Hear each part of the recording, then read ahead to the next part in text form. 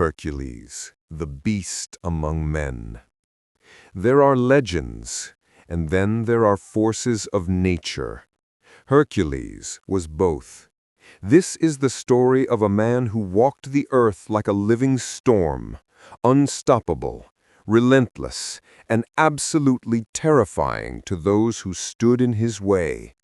A man whose hands could crush stone, whose roar could shake mountains, and whose will could not be broken by gods or monsters. This is not a tale of a perfect hero. This is the tale of the most dangerous man who ever lived, and how he carved his name into eternity with blood, sweat, and an unbreakable spirit.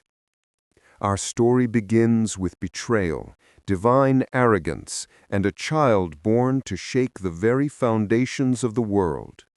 Zeus, king of the gods, looked down from Olympus and saw Alcmene, a mortal woman of extraordinary beauty and virtue. Zeus wanted her, and what Zeus wanted, Zeus took.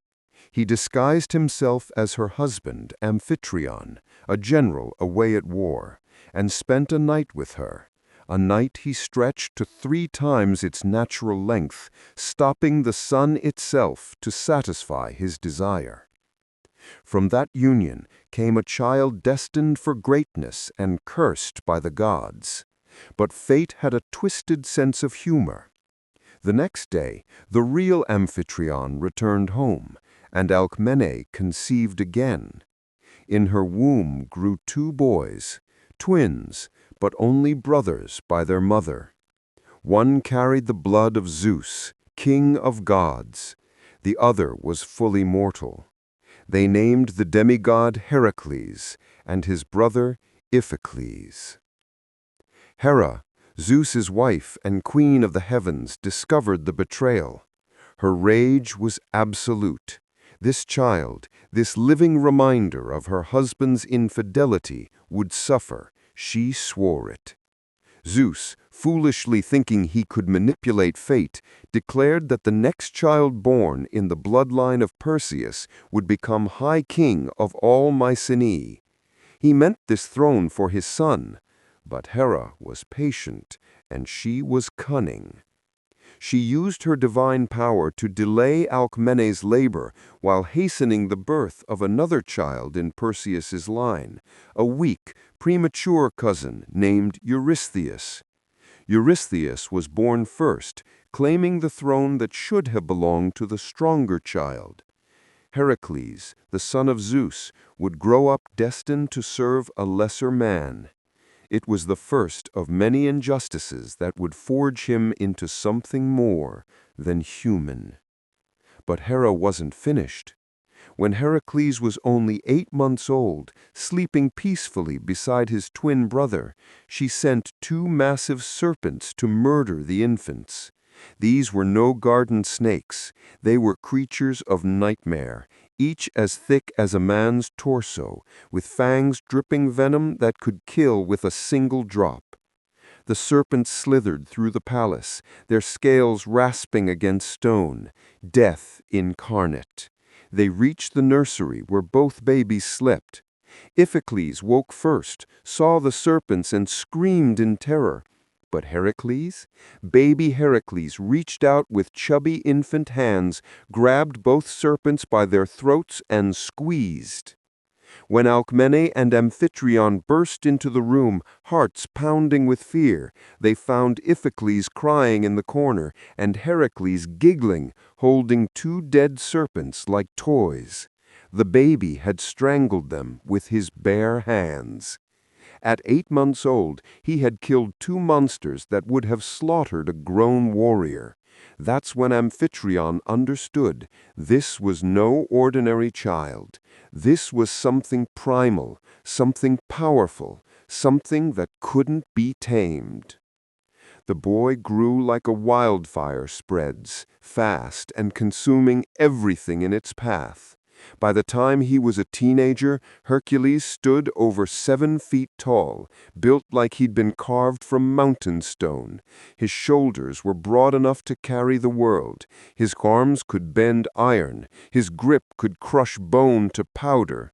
But raw strength without control is just destruction waiting to happen. They tried to civilize him, to teach him arts and culture.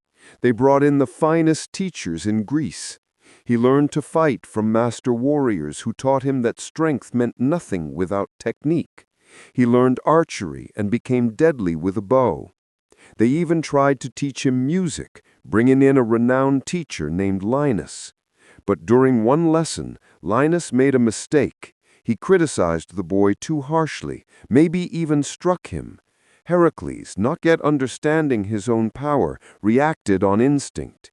He grabbed Linus's lyre and swung it. The impact killed the teacher instantly. Hercules hadn't meant to do it. He was just a boy who'd reacted in anger. But intention doesn't bring back the dead. His father Amphitryon saw the danger. This boy was too powerful to live among normal people while he learned control. So they sent him to the wilderness, to the mountains, to tend cattle and learn discipline far from civilization. And there, among the wild places, Hercules became something more than civilized. He became primal. He wrestled bears for sport. He uprooted trees with his hands. He learned to survive, to hunt, to fight without mercy. The wilderness didn't tame him. It sharpened him into a weapon. When he turned 18, legend says he encountered a moment that would define his entire life. 2 women appeared before him at a crossroads. One offered him comfort, pleasure, and easy life. The other offered him pain, struggle, and glory earned through blood and suffering. Most men would have chosen comfort. Hercules chose violence. He chose the hard path, the path that would make him legendary, but would cost him everything. His first real test came when he learned about Thebes, a once proud city crushed under the boot of King Erginus. Years before, Erginus had defeated Thebes in battle, and as a punishment, he'd mutilated the young men, breaking their hands so they could never hold weapons again. Every year he demanded tribute, 100 cattle, and the humiliation of a defeated people. When Hercules found out, something in him snapped. He encountered the heralds coming to collect the tribute, and what he did next was brutal. He cut off their ears and noses, tied their mutilated hands behind their backs, with the severed parts hanging around their necks like grotesque necklaces, and sent them back to their king. It was a message written in blood. Thebes would not kneel anymore. King Erginus came with his army, expecting to crush this rebellion like he'd crushed everything else. What he found instead was Hercules, and Hercules was not like anything he had ever faced.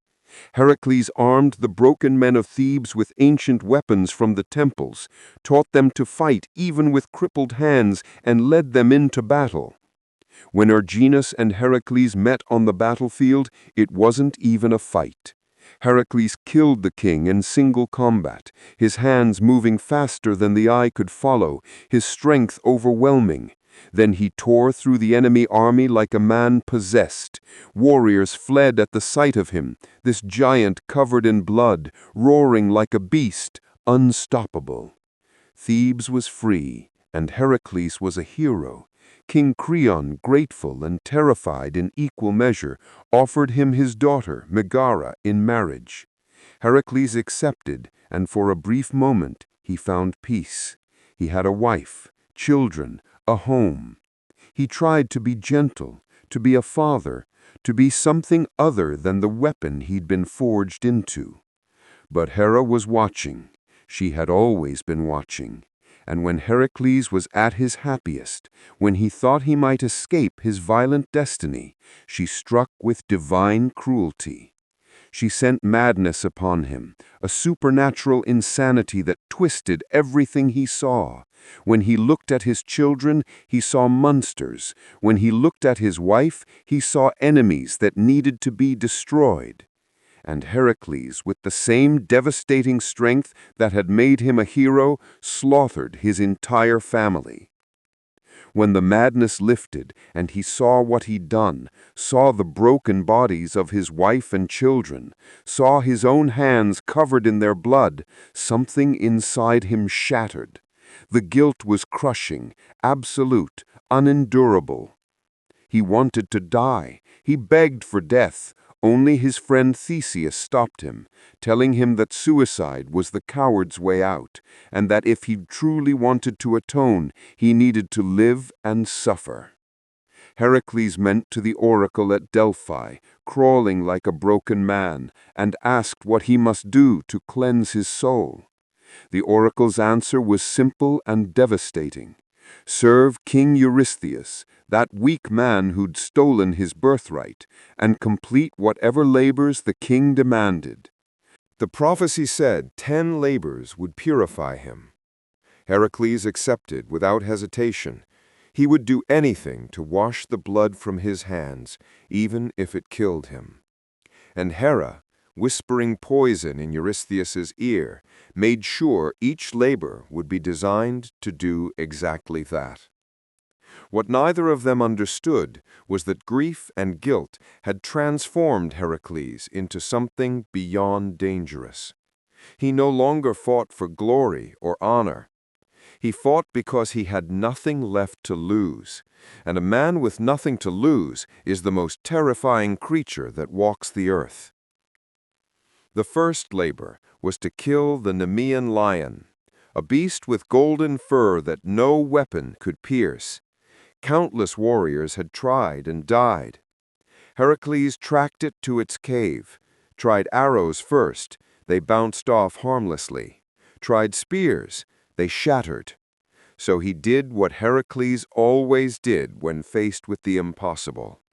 He walked straight into that cave, found the lion, and when it charged him with jaws wide enough to swallow a man whole, he grabbed it. He wrestled that monster with his bare hands. The lion's claws tore into his back, raking flesh from bone. Its roar was deafening in the enclosed space. But Heracles locked his arms around its neck and squeezed. He squeezed until his muscles screamed. He squeezed until blood dripped from his nose. He squeezed until that legendary beast stopped moving, strangled by human hands. But killing it wasn't enough. He needed the pelt as proof. No blade could cut through that hide.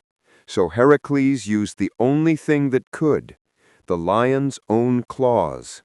He skinned it, fashioned the pelt into armor, and wore it like a second skin.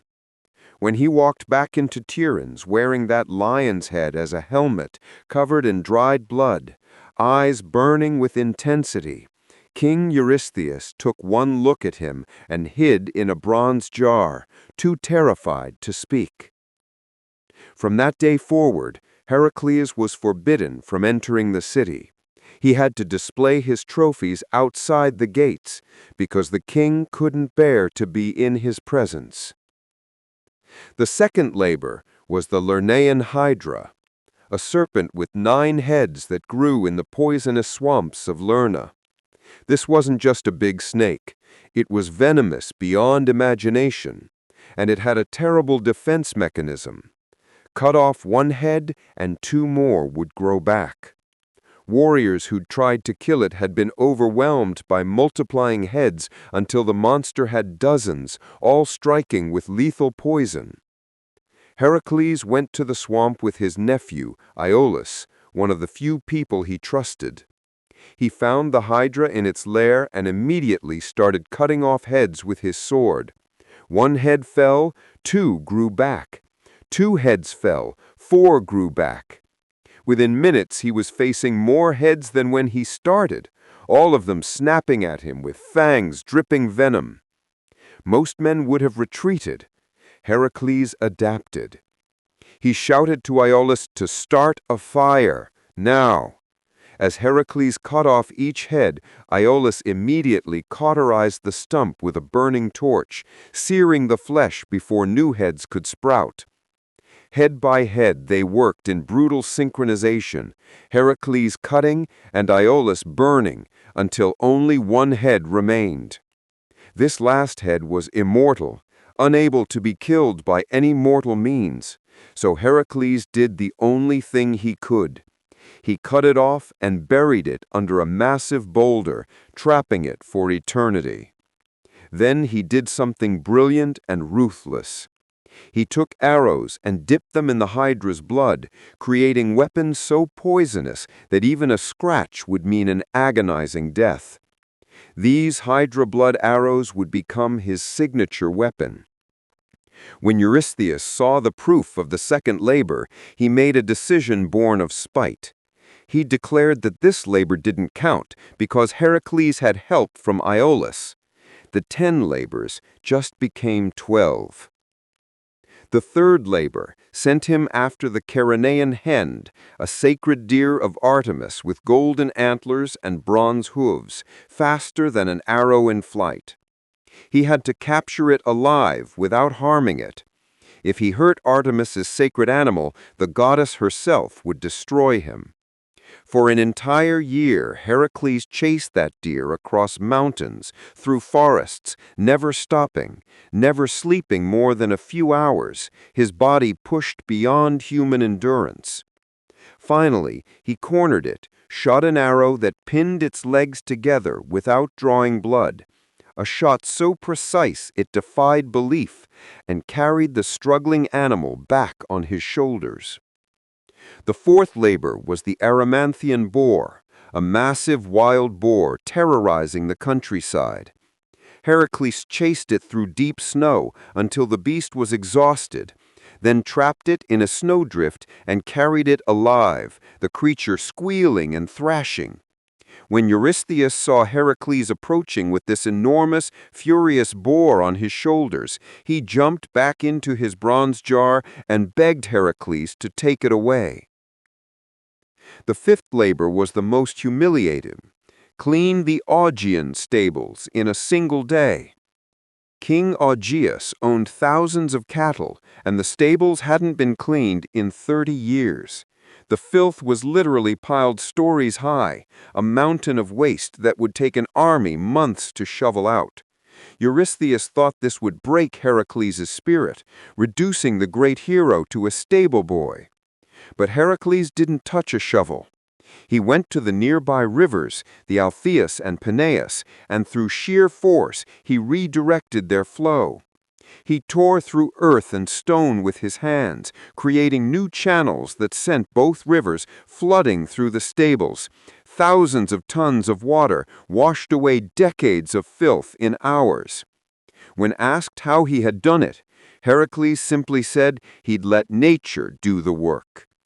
Eurystheus, furious that Heracles had outsmarted him, declared this labor didn't count either, because Heracles had demanded payment from King Augeas. The labors kept growing. The sixth labor sent him against the Stymphalian birds, man-eating creatures with bronze beaks and metallic feathers they could launch like arrows. They lived in a swamp, thousands of them, and had been killing travelers for years. Heracles received a gift from Athena, bronze castanets that made a noise so terrible it drove the birds into the air. When they took flight, Heracles shot them down with his Hydra blood arrows, one after another, his aim perfect despite their speed. The few that survived fled and were never seen again in Greece. The seventh labor took him to Crete to capture the Cretan bull, a magnificent beast that was once a gift from the gods but had gone mad and was destroying the island. Heracles wrestled the bull with his bare hands, his muscles straining as the creature fought with divine strength, until finally he subdued it and dragged it back across the sea to Eurystheus. The eighth labor sent him against the man-eating mares of Diomedes, horses that fed on human flesh. Diomedes, their owner, was a brutal king who fed his enemies to these horses. Heracles fought Diomedes, killed him in combat, then fed the king to his own horses. Once the mares had eaten their master, they became calm enough to be led away. Justice, Heracles' style, was never subtle. The ninth labor was to retrieve the belt of Hippolyta, queen of the Amazons, a tribe of warrior women who had never known defeat. Hera, still interfering, spread rumors among the Amazons that Heracles had come to kidnap their queen. What followed was a brutal battle. Heracles fought his way through the Amazon warriors, his strength against their skill, until finally he stood over Hippolyta and took the belt. Some versions say he killed her. Some say she gave it willingly. Either way, he left the Amazon lands with the belt and a reputation that made women warriors speak his name with respect and rage. The 10th labor sent him after the cattle of Geryon, owned by a giant with 3 bodies joined at the waist. Heracles had to travel to the edge of the world, to the island of Erythea in the far west. Along the way, frustrated by the heat of the sun, he shot an arrow at Helios, the sun god himself. Most gods would have incinerated such a mortal for this insult. Helios, impressed by the sheer audacity, loaned Heracles his golden cup to sail across the ocean. On the island, Heracles faced Geryon, a giant with 3 torsos, 3 heads, 6 arms, all wielding weapons. He also faced Orthros, a 2-headed guard dog that was brother to Cerberus. Heracles killed the dog with his club, then faced Geryon. The giant came at him from 3 angles simultaneously, but Heracles shot a single Hydra-blood arrow that pierced through all 3 bodies, killing the monster instantly.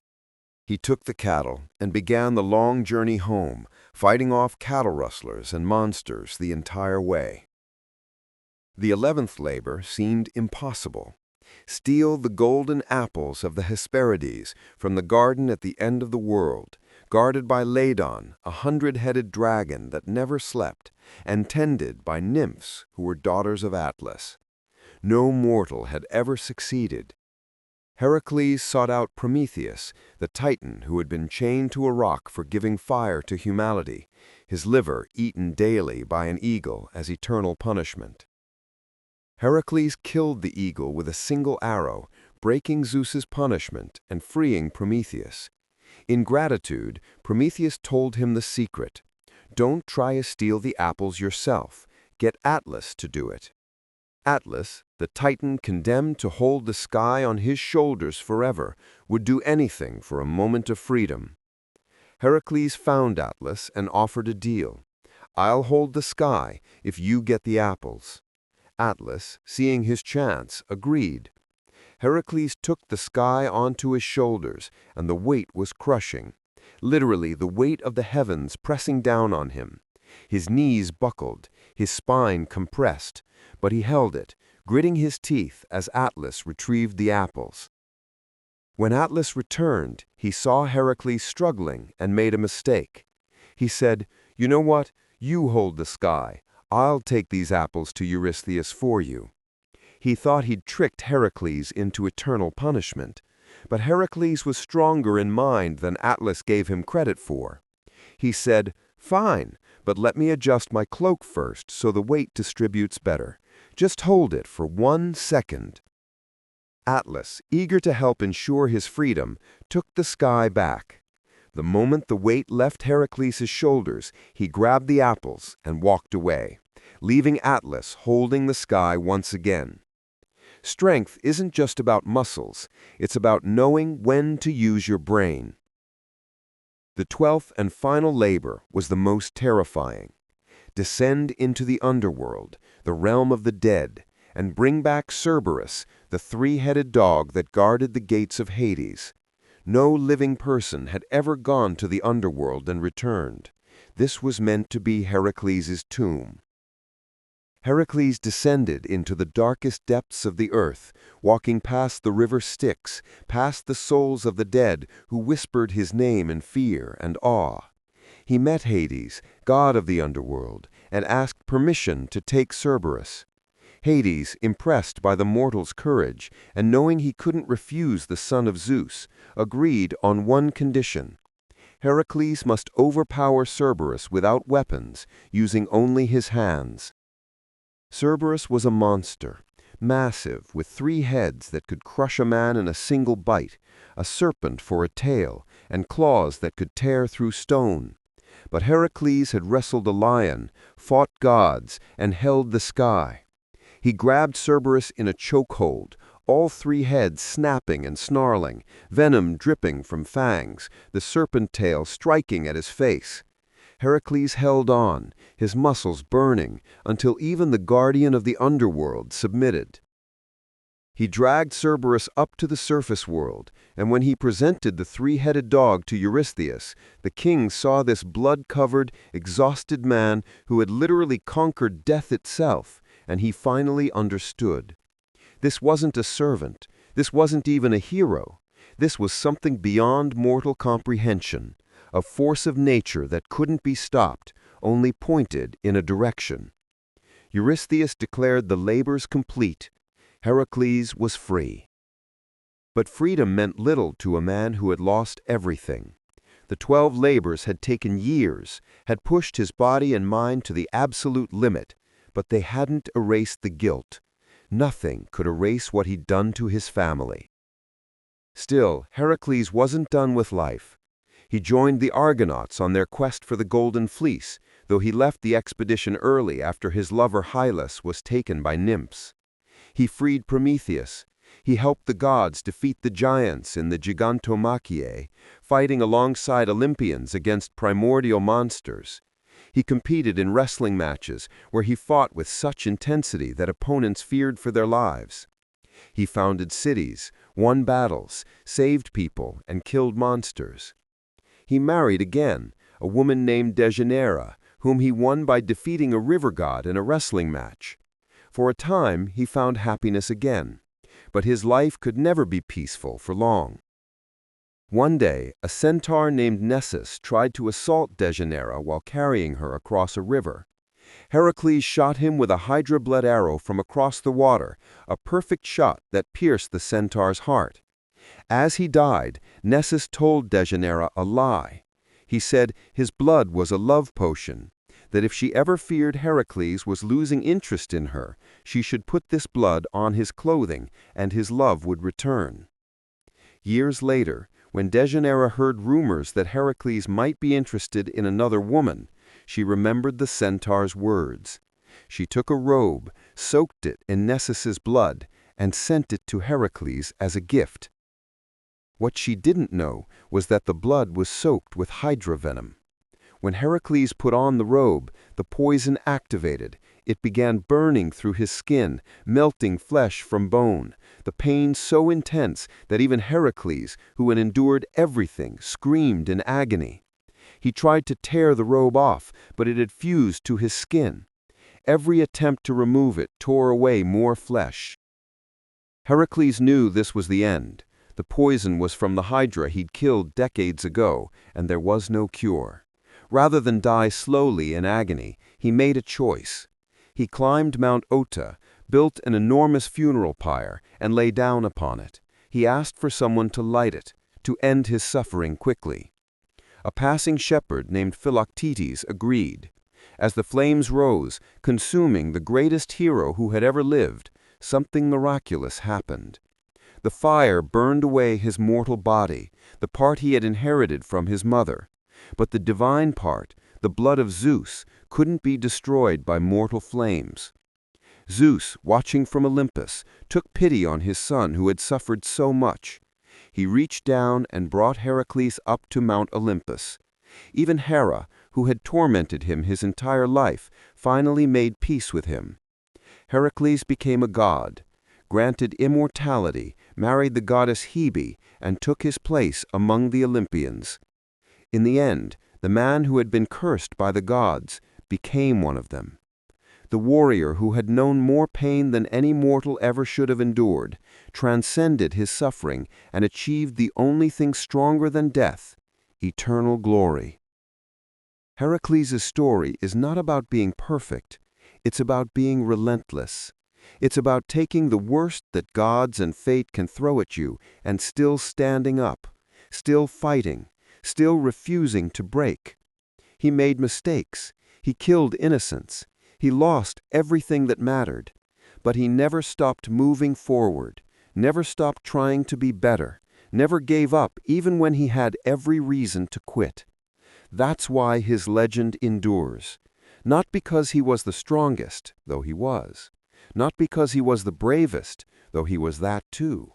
But because he showed that even when you're crushed by guilt, tormented by gods, and pushed past every limit, you can still choose to keep fighting. You can still choose to become a legend. Hercules didn't just defeat monsters. He defeated himself every day, fighting his own rage, his own guilt, his own destructive power. And in the end, that was the greatest victory of all.